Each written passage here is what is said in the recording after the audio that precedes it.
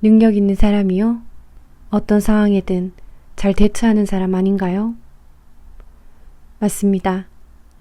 능력 있는 사람은 입장이나 상황에 따라 다양한 인격을 바꿔가며 대처할 수 있는 사람입니다. 침묵이라는 중후한 작품을 남긴 아쿠타카와상 수상작가인 엔도 슈샤쿠는 고리안이라는 다른 이름으로 수많은 유머 에세이를 남겼습니다. 임상병리학자인 가와이 하야오 씨는 오오무다 유조라는 이름을 가진 또 하나의 자신과 농담을 주고받는 형식의 대담집을 발표하기도 했습니다.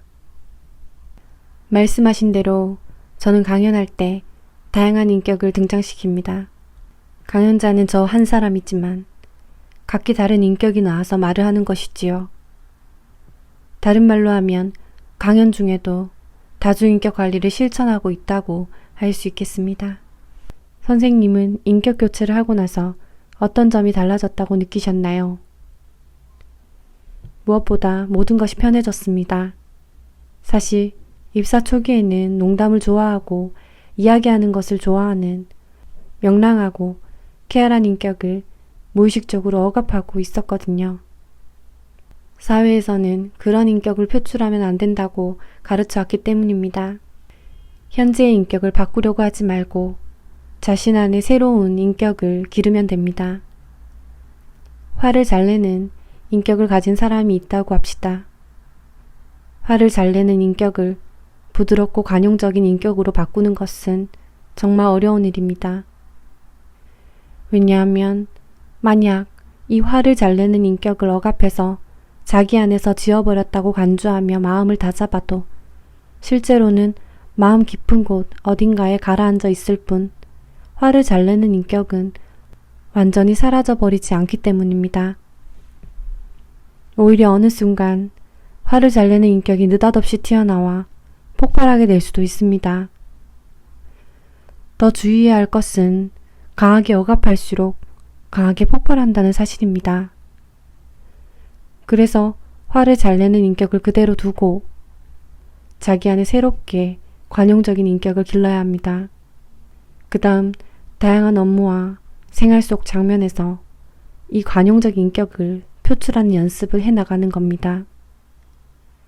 이렇게 반복하면 신기하게도 조금씩 관용적 인격이 자라나고 적절한 타이밍에 관용적 인격이 표출되는 경험을 할 수 있습니다.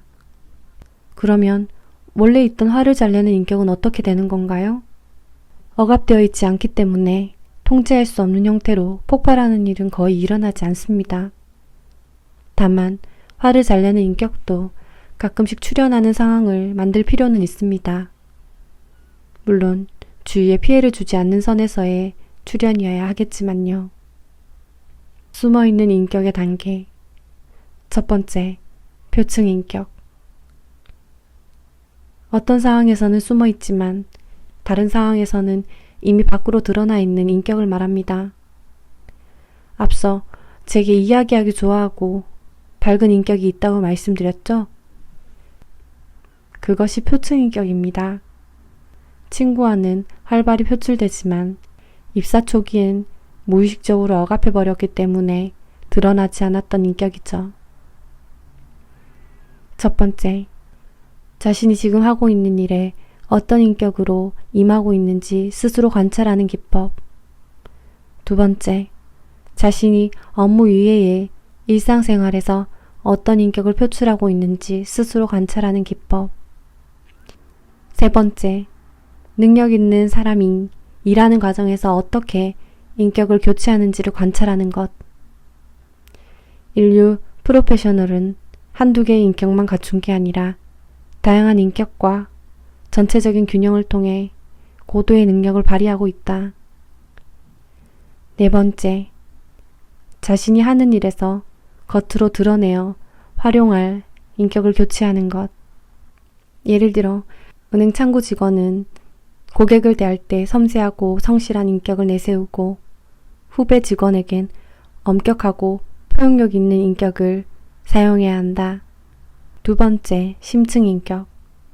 숨어서 표출되지 않는 인격이지만 입장이나 상황이 바뀐다거나 의식적인 노력을 통해 자기 안에서 자라나 겉으로 드러나는 인격을 말합니다. 부모님께 응석 부리고 자립심이라고는 없던 철부지 젊은이가 결혼하고 아이를 낳고 부모가 되면 어느덧 아빠스러워지는 면이 있습니다. 이때 부모가 됨으로써 아빠 혹은 엄마의 인격이 자라나서 겉으로 드러난 경우라고 하겠습니다. 세 번째, 억압인격. 어떤 이유로 강하게 억압되어 마음 깊은 곳에 갇혔기 때문에 거의 표출되지 않은 인격을 말합니다.